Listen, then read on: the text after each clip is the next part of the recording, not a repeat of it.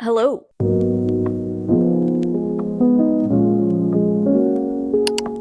Welcome to another video. Sorry, it has been a couple weeks since I posted my last one. Today, we are going to just get right into the video talking about a Vogue article that I found that stated what is in and out for 2024 in like the fall and winter. So we're just going to get right into it. These are just obviously one person's opinion, and I'm going to share my opinion. But if you like these trends, awesome. If you don't like them, awesome. Wear what feels true to you. I wear what's true to me. Yeah? Okay. Number one, we have old guard outerwear, which she specifically specified in her article that for her that means blazers, trench coats, and those like old school puffer jackets. And then she says what's in are parkas and windbreakers and quilted jackets. I might be rare in this, but I actually think it should be the opposite. I don't like windbreakers. I don't like quilted jackets on me, but I do like blazers. I like trench coats. Maybe not necessarily the puffered jacket type thing, but like bigger coats that are gonna like keep me warm. I don't know if I completely agree with that one. Number two is ditching oversized silhouettes and instead focusing on fitted shapes. So I believe what she means by this is instead of just trying to cover up your body in like super baggy clothing to kind of drown out your natural like body shape, instead finding pieces that fit your body in a way that kind of accentuate the shape of your body and maybe still incorporating one baggy element, but like say you do baggy pants, then you have like a fitted top, or if you have a baggy top, having fitted pants. I know we all hear like the big top, little pants, or little pants, big top type thing, which I think is great. I think I've over time kind of moved away from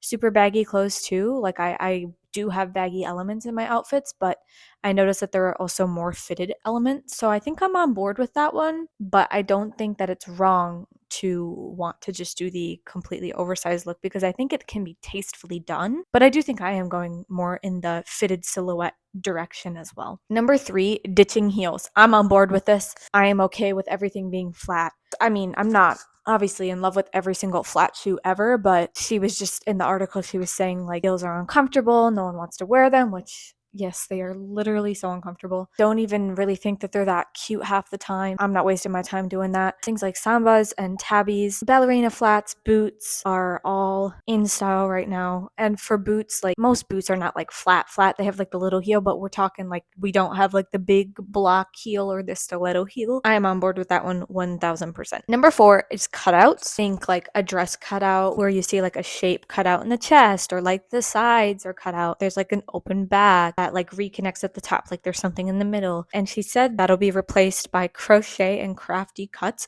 which I don't really know how those are related to each other necessarily, because I think you can have both exist. And I think that cutouts can be done in a tasteful way along with crocheting handmade pieces. Some of them are not necessarily the most appealing to me, but then other times I love them. I am back. I just discovered something insane. I ran out of storage, so I got cut off. I will pick back up where we were. But I just learned how much storage CapCut was taking up on my phone. So now I have 320 gigabytes of storage on my phone, which I think is slay.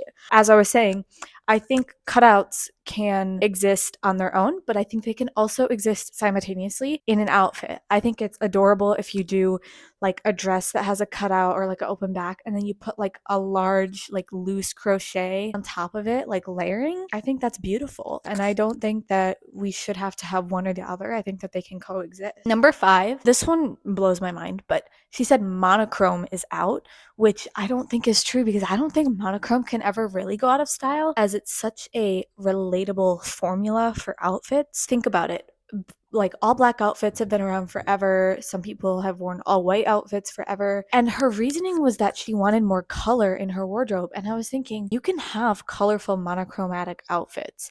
And also, on top of that, you don't have to have the same shade of the color in your outfits. It can be a mix of different shades of gray or blue or red.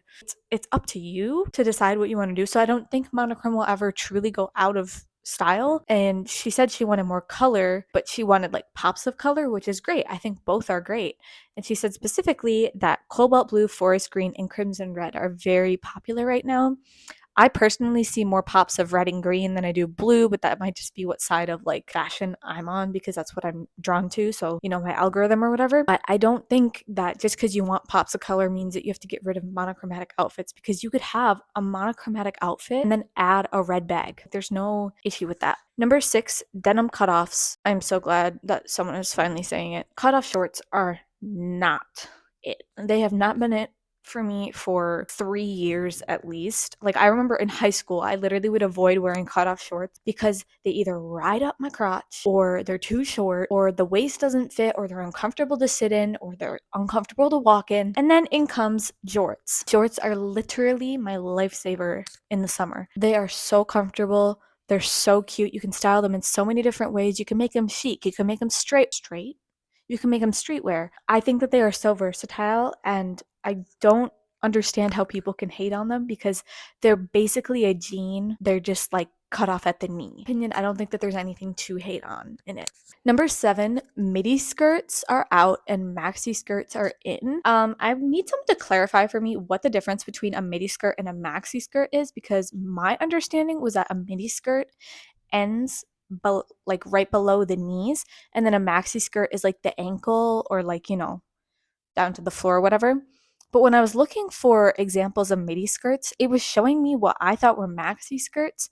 So if there is a different, you know, definition or difference between a midi skirt and a maxi skirt, let me know in the comments. But we're gonna go off of my definition of it right now. Both are great. I gravitate more towards a maxi skirt than I do a midi skirt, but I also own some midi skirts that I absolutely love. And another great thing about midi skirts that I have been experimenting more with is I like to wear them as like a top or like a layering piece. So I think midi skirts still are great and have a place in my closet, but I love a good maxi skirt. Like, I cannot deny that I love wearing a big, like, flowy maxi skirt. This is not slander on maxi skirts, but I think midi skirts still have a place in fashion. Number 8, this is another one that I was like, how are these even related to each other?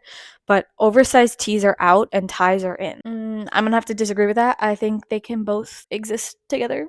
I actually think it's really cute when people wear like an oversized t-shirt and then they have a tie on top of it, giving kind of a Billie Eilish vibe. I think it just depends on the person's style. Number 9 is chunky sneakers, and streamlined sneakers are in. So chunky sneakers, think like the dad sneakers, as I feel like we called it in like 2020, like the classic like chunky Fila sneakers. I love those, and I have had mine for probably 6 or 7 years at this point. I would still wear them now. I hadn't worn them out.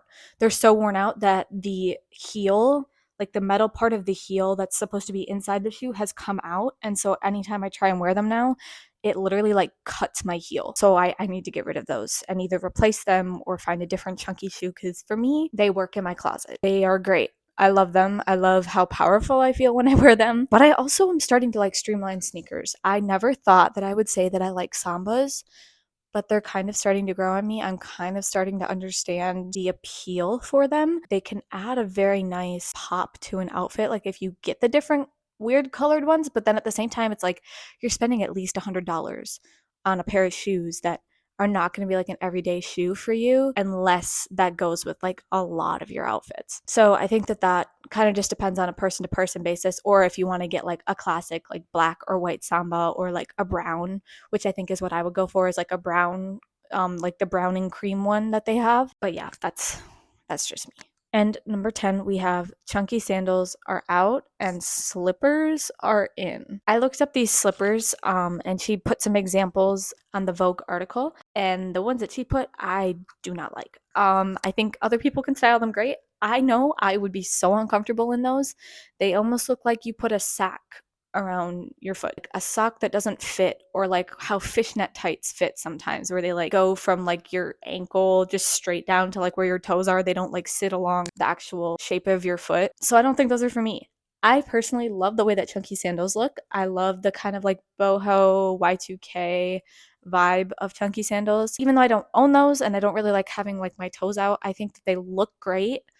And I think that that's kind of to each their own. So that is all 10 of the trends that are out for 2024. And let me know your thoughts in the comments if you wear any of these trends, if you agree with the writer or disagree with the writer. Yeah, thank you so much for watching. Be sure to like and subscribe and push the notification bell so you get notified every time I upload a new video. And I will hopefully see you very soon. Bye.